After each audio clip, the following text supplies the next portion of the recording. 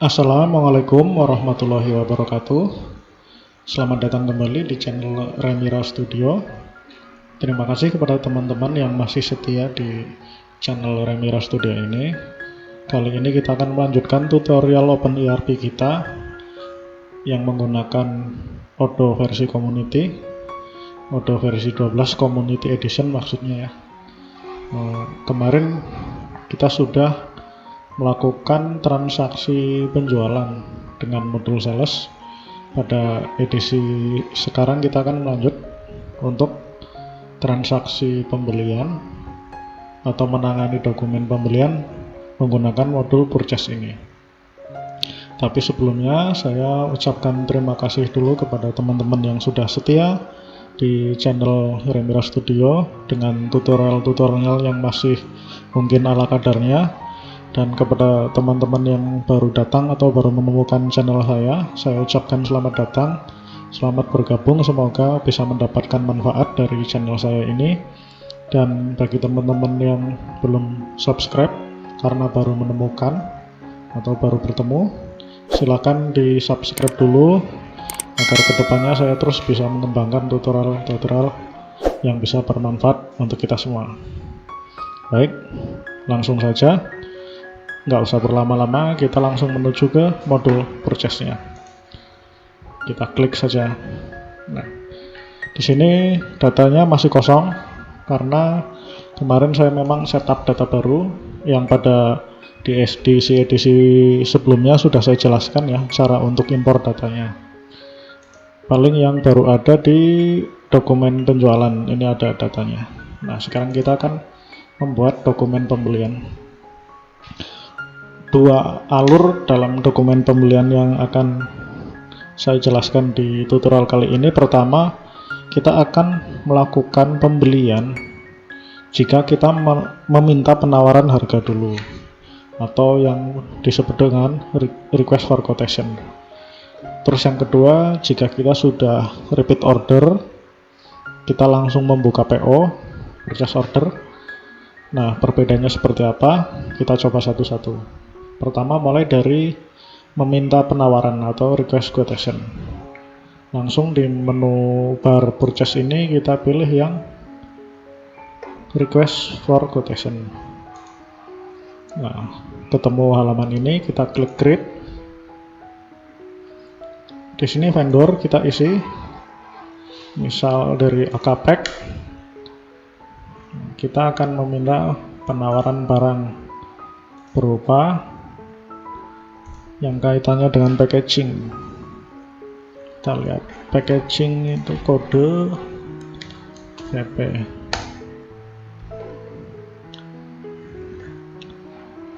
atau di PM ya, sorry ya, misal kita pakai kode PM 001. Nah, kita akan meminta penawaran sebanyak 100 pack. Setelah itu kita simpan. Nah, bentuk dari RFQ ini bisa kita lihat di menu print. Terus kita pilih yang request for quotation. Oke, ditunggu sebentar.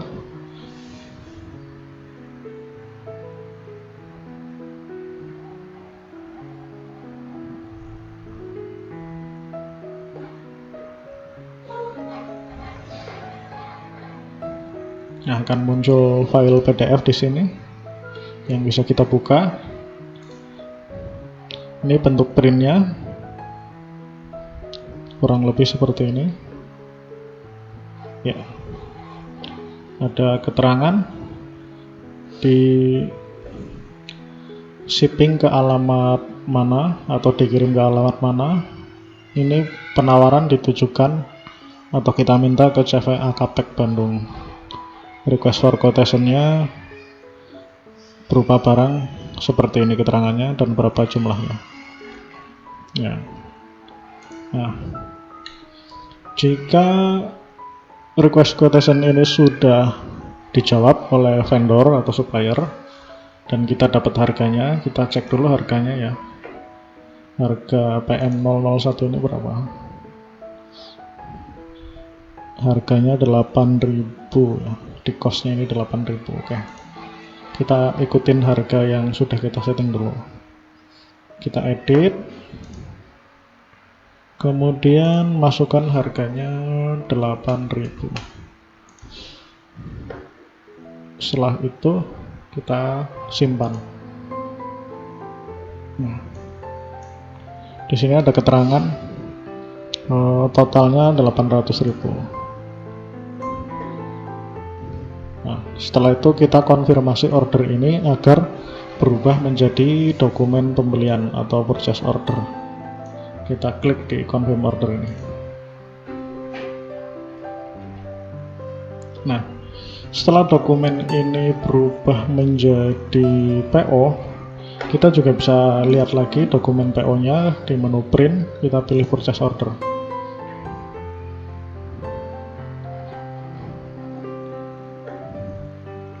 Oke, kita buka. Nah, ini dokumen purchase order seperti ini. Ya, ada perbedaannya ya. Kalau RFQ tadi belum ada nilai atau harga barangnya. Kalau di PO itu sudah ada. Nah, dan di sini yang diperhatikan di menu PO ini pada bagian bawah, quantity yang kita order sebanyak 100, quantity yang diterima masih 0, quantity yang dibayarkan itu masih 0 karena memang statusnya ini masih menunggu pengiriman barang. Nah, untuk penerimaan bisa melalui ikon gambar mobil di sini atau tombol receive product di sini, atau nanti di bagian orang warehouse itu bisa ke menu warehouse di inventory ini. Nah, di bagian receipt itu ada satu dokumen yang harus diproses. Nah, ini misal kita pindah di bagian warehouse ya. Orang warehouse akan melakukan penerimaan. Klik saja di sini. Nah, kemudian dilihat detail dokumennya. Kita order 100. Nah, ini komanya terlalu banyak ya. Kita kurangin dulu komanya. Sebentar. Kita akan kurangi dulu komanya ya, teman-teman. Caranya di sini. Desimal akurasinya mana?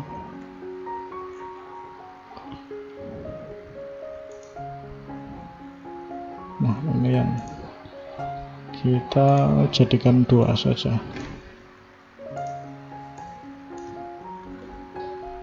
Save. Jangan lupa kembalikan lagi. Deactivated.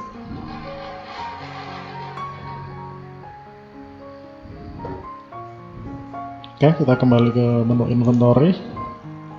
Di bagian penerimaan atau receipt kita lihat. Nah, ada 100 yang akan diterima. Tapi sebelumnya kita lihat dulu di PO apakah sudah terbentuk jurnal.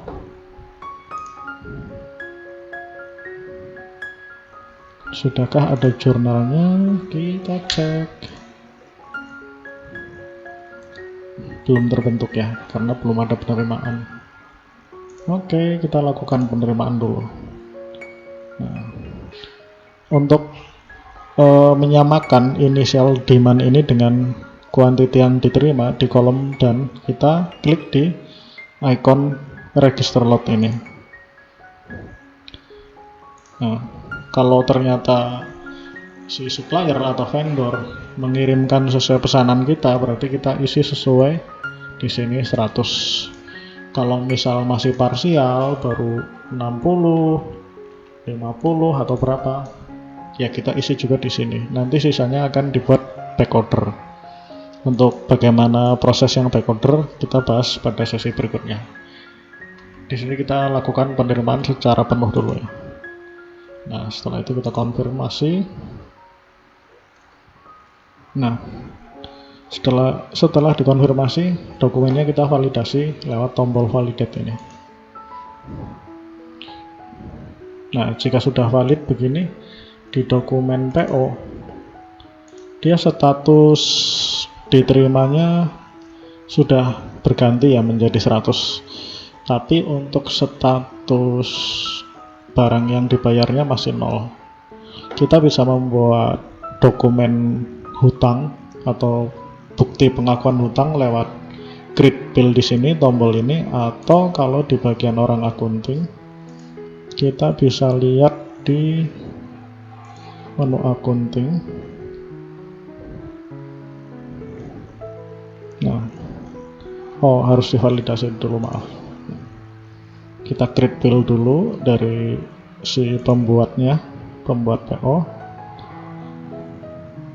Nah, dicek dokumennya benar, samakan billnya mau dibayar kapan. Misal mau dibayar hari ini juga. Ini ada keterangan jurnalnya ya. Ada stok interimnya 100. Setelah itu kita save dan validasi.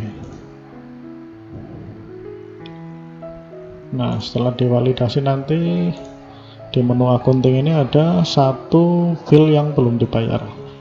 Nah, berarti di sini kalau sudah divalidasi tinggal register payment, berarti kita sudah membuat dokumen hutang atau sudah mengakui jurnal pembayaran ini atau dokumen hutang ini.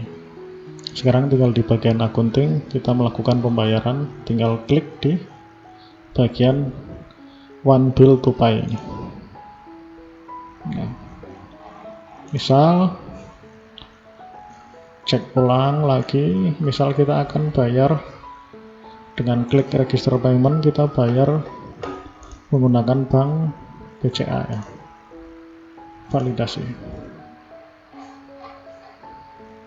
Nah, statusnya sudah menjadi paid. Kalau di accounting overview lagi, nah ini ada uang keluar sejumlah tagihan tadi. Nah, begitulah caranya untuk membuat dokumen pembelian, tapi dengan alur kita meminta penawaran dulu. Nah, jika kita sudah repeat order, sudah ada harga yang didapat, untuk proses yang repeat order kita berarti hanya tinggal membuat PO saja. Klik modul purchase, terus pilih yang purchase order di menu bar ini. Nah, kita klik create, kemudian kita pilih misal yang AKPEK lagi boleh. Nah, terus barangnya juga yang sama lah ya, yang tadi PM 01 ya, harganya 8.000. Biar beda kita isi quantity yang kita minta 50 ya, 50. Kita save. Nah, setelah itu kita konfirmasi order ini agar menjadi PO. Nah, dengan kita melakukan konfirmasi order, nanti akan jadi dokumen acuan di bagian warehouse untuk melakukan penerimaan barang kresek 15 ini dengan quantity 50 pack. Ini di sini keterangan quantity yang diterima sama quantity yang dibayar masih kosong. Sekarang kita lakukan penerimaan dulu di menu inventory. Nah, kan di sini ada satu dokumen yang harus diproses. Referensinya WHIN, destinasinya ke warehouse stock dari partner CV AKPEK. Kita akan terima sejumlah 50. Oke. Masukkan 50, kemudian klik konfirmasi.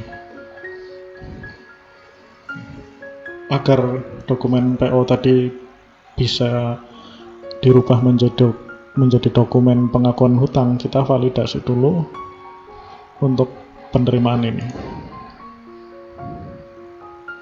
Nah, setelah itu kita cek lagi di dokumen PO 002, dia sudah berubah di quantity yang diterima, received quantity ada 50. Tinggal quantity yang akan dibayar yang belum terisi. Caranya sama, create bill terlebih dahulu. Nah, kalau kita baru create bill seperti ini,